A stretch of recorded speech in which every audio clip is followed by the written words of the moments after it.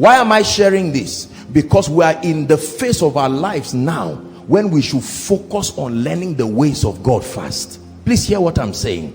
There are many believers who think that every time we teach on the principles of the kingdom, it should be encounters all the way. No, you'll be frustrated. The matters that pertain unto life will hit you and will derail you. No matter who you are, it's not something you can do anything against. You may be wicked to yourself, but when you watch your children ask you questions you cannot answer, it will dry down your life. You see a lot of people who tell you, in 1995 I was the prayer secretary of so fellowship, and right now the person is not even born again. He said, God was not there for me. I served God, but now when it had to do with God blessing my own family, he left me. And God said, no, you didn't understand the sequence. It starts with me. Then at a point I step back to let you learn my ways, so that you can obtain the things that need to give you the freedom and the liberty to return back to me. Occasionally these things can distract you. That's why retreats are powerful, because they take you back, and that presence and that atmosphere, once again God says, I'm still here. Woe betides a man who spends his whole life chasing things. To look for a car for a lifetime is not an achievement. That at the end of your life, if I say, what did you get? I have 5 estates, 21 degrees, 30 children, 8 wives, chieftaincy titles, traveled around the nation, and God is just waiting for his name, and he's not in the equation of your destiny.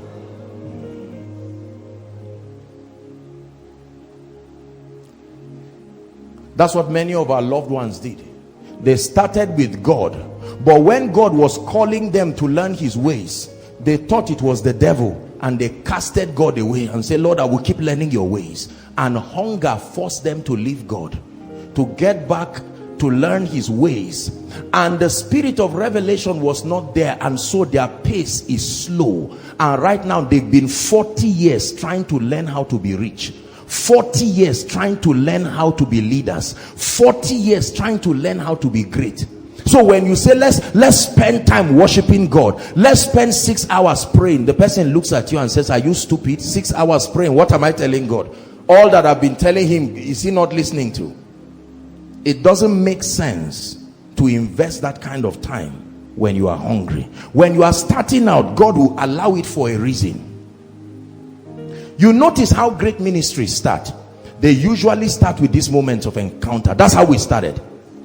You understand? God will not tell you anything about money, marriage, children, prosperity, increase, influence, ministry ethics, greatness. Leave all of that. It's just him. People coming back with dreams, visions of heaven, encounter, and so on and so forth. But where many people miss it is they do not sustain the intelligence to observe the transitions.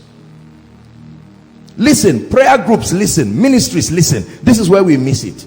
Because many times we think just because God is the object of the pursuit, when he now tells you, start learning my ways, sometimes you can say, Lord, I don't need it, because of the excellency of his presence, and he understands. That's why how you are mentored matters. There is a pattern of growth. This is what is happening to some of us right now. You got born again since 95, and the only thing in your life now is that you know God. Right now you are not even sure you know God again. Why? Because you suddenly discovered that while you were serving God, when you started, somebody was giving you a harvest whether you sowed a seed or not, and now you've been left alone. The reality of being the breadwinner of your family will not even allow you spend time with God, and Satan likes it so. That's why you hear people say, I used to be on fire before I got married, and this foolish husband or this stupid wife that I've married is the reason why I no longer can love God. No. You used to spend time worshiping God, but now you have to dedicate 10 years of your life giving birth to children. 10 years is not 2 days. 10 years taking care of the children. You just sense that presence you used to send when you were in secondary school, and here's your baby crying too with the presence, and God says, attend to the baby. Oh Lord, but that sweet attend to the baby. If you attend fast, you will have time with me. But if you pay the price and leave that baby, he will force you to leave me tomorrow. Listen to me. It is not error when God switches you to learn his ways. Hear me, believers. It is not error when God he does not take himself out of your life, but he focuses you on his ways to say, learn this. You need it. You need it for your daily bread. You will encounter things that will bring delay in your life. So my son, buy a book on restoration. Add it to your spiritual archives. You will need it tomorrow. You will be attacked by the devil. You must learn the principles of warfare. And for 4 months, all is just worship, and God says you will not even get a new song as a worshiper. 4 months, no new song, and God is teaching you on warfare.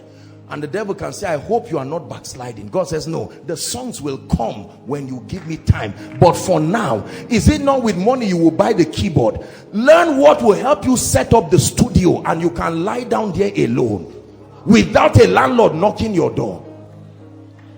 So Satan comes as an angel of light and says, have you stopped seeking God to seek things? And that guilt will turn you back, and time is going. I'm telling you, that voice that looks spiritual is Satan, masquerading as an angel of light, using the regalia of religion to stop you from learning the ways of God. Many of us would have been better spiritually now, but because sincerely so you wanted to seek God, but you just this business seminar or prayer retreat, choose one. Is a prayer retreat. The Holy Spirit said, go there for the business. But Lord, I'm used to spending time at the back of my house. Is this not backsliding? And he says, no, I'm the one guiding you. And sometimes religion will draw you away. And then when those who were in that business session are now rolling on the floor, you will be around trying to look for who to help you. And your wife looks at you and says, what kind of God did you serve? That's the question many people are asking in our families. You were a reverend for 30 years. How did God work with you that your life is such a failure? And the result is to blame God. This is what we say: Lord, you failed me. Lord, you failed me. I spent 20 years giving my life for you. 20 years. So you begin to love God and worship God every day, and then sooner or later all those visions of the presence begin to diminish, and then God begins to say, sweetheart, it's time for you to start learning how to be a wife and a mother. Lord, let carnal things not distract me. I need your presence. God says, yes, he's a gentle spirit, but don't forget that you are going to get married. Learn the principles. And you say, no, I don't need to. Your presence will give me everything. Say, yes, it's my presence that is now recommending my ways to learn. And that person will be a worshiper and a prayer warrior for many years until marriage comes. Then she gets married and the man returns by 6 o'clock. Sweetheart, where are you? And there's a song playing in the other room. And then the man says, what are you doing? Say, his presence. That's all I desire. So why did you marry me? Listen carefully. And then you now say, this man is a devil. He's out to destroy my life. And Satan says, thank you for giving me a jackpot in this family. He will wreck that family to pieces. The ways of God are his wisdom to guide you so that you can settle the things that pertain unto life, and then you can focus on him. I thank God for giving me this understanding. Thank you for watching. Please like, share, and subscribe. Hit the notification button to know when we upload more videos.